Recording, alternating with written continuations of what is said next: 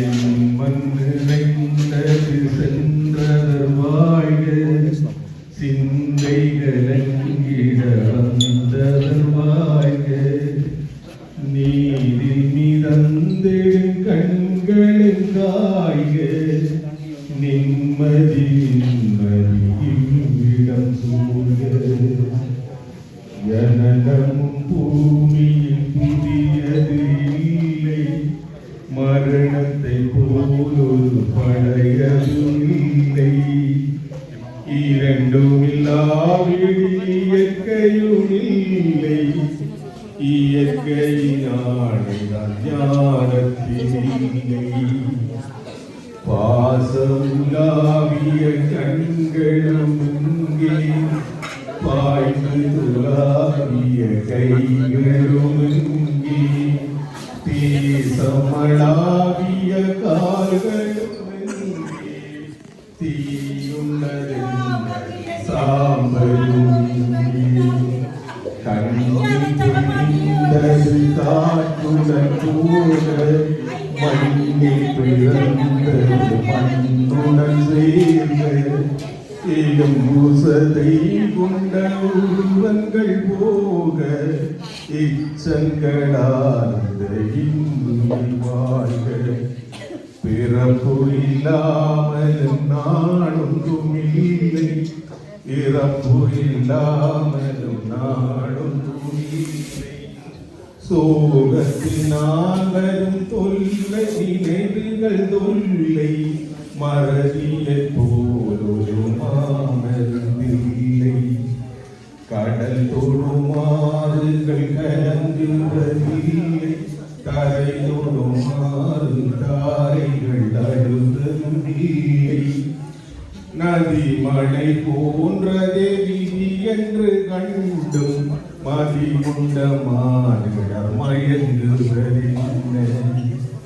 மரணத்தினால் சில கோபங்கள் தீரும், மரணத்தினால் சில சாபங்கள் தீரும். வேதம் சொல்லாததை மரணங்கள் கூறும், விதையொன்று செடி வந்து சேரும்.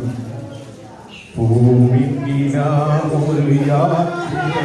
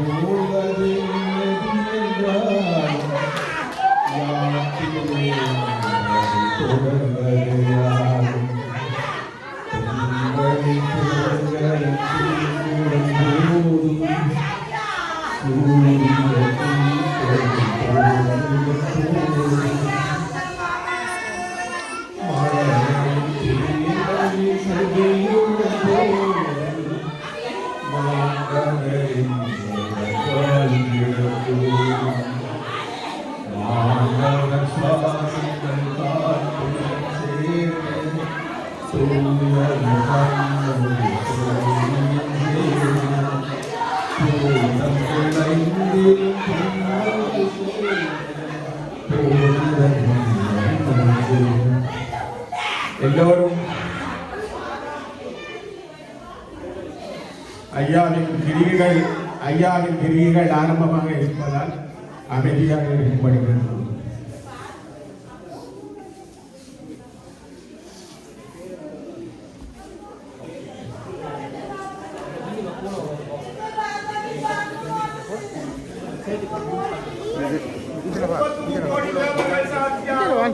சபையோர்கள் சாட்சியாகும் பஞ்சபூதங்களின் துணையோடு கௌசிகன் என்கின்ற பெயரிலே இந்த பூரகிலே வாழ்ந்த அந்த ஆத்மாவானது சிவமனம் அடைந்தது என்று நாங்கள் சொல்லப்பட்டாலும், அந்த ஜீவாத்மா பரமாத்மாவுடன் நுழைய வேண்டும், மீண்டும் புறப்பட்டு மீண்டும் பிறக்க வேண்டும்.